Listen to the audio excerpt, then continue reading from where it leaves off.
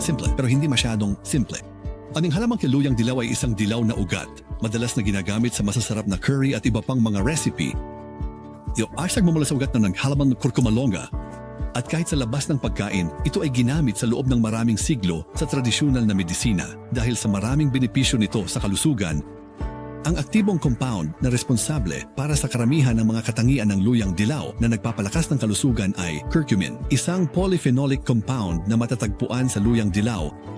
Ang curcumin ang nagbibigay sa pampalasa ng matingkad na dilaw na kulay nito. Ito rin ay isang malakas na antioxidant na may mga anti-inflammatory, antimicrobial at iba pang kahangahangang katangian. Ang mga katangiang ito ang naging dahilan kung bakit ang curcumin ay naging paksa ng malawakang pananaliksik sa mga nakaraang taon na sinusuri ang potensyal nitong benepisyo sa kalusugan sa iba't ibang kondisyon. Mula sa sigablan ng nakakaakit na benepisyo sa kalusugan ng curcumin, isang mahalagang hamon ay ang limitadong pagsipsip at bioavailability nito sa katawan.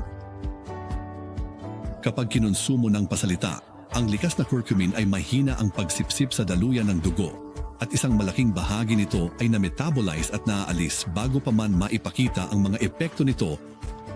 Iba't ibang salik ang nag-aambag sa mahinang bioavailability ng curcumin. Kabilang ang mahina nitong pagsipsip, mabilis na pagkasira sa sistemang panunaw, mababang solubility sa tubig, limitadong kakayahang tumawid sa lining ng bituka, chemical na kawalang tatag, at mabilis na sistemikong pag-aalis. Upang malampasan ang mga isyong ito, sinuri ng mga mananaliksik ang iba't ibang pamamaraan upang mapahusay ang bioavailability ng curcumin at isa sa pinaka-promising ay ang BioMS. Ang teknolohiya ng Biomes ay produkto ng malawakang siyentipikong pananaliksik na isinagawa sa Alemanya at binubuo ito ng mga curcumin nanoparticles na protektado ng isang micellar na istruktura na nagpapahintulot sa pagsipsip nito sa mga sistemang batay sa tubig ng katawan. Noong pagbuo ng curcumin sa mga nanoparticles, ay maaaring mapabuti ang solubility, ang katatagan nito na nagpapahusay sa pagsipsip at pamamahagi nito sa buong katawan. Ipinapakilala yung Nanofy, ang revolusyonaryong produkto na hatid sa inyo ng Vitify na nag-aalok ng nanocurcumin micellis gamit ang BioMS, ang pinaka-advanced na teknolohiya na magagamit upang mapahusay ang pagsipsip at makamit ang mahusay na bioavailability. Nanocurcumin micelles na matatagpuan sa BioMS, kumakatawan sa isang makabagong inobasyon sa larangan ng curcumin supplementation. Sa pamamagitan ng makabagong nanotechnology, ang curcumin ay hinahati sa maliliit na micelles na lubos na nagpapabuti sa pagsipsip at pamamahagi nito sa buong katawan.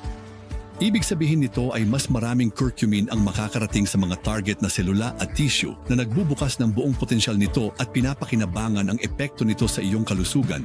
Huwag palampasin ang pagkakataon na buksan ang tunay na potensyal ng curcumin gamit ang Nanofy's nanocurcumin micelles, BioMS.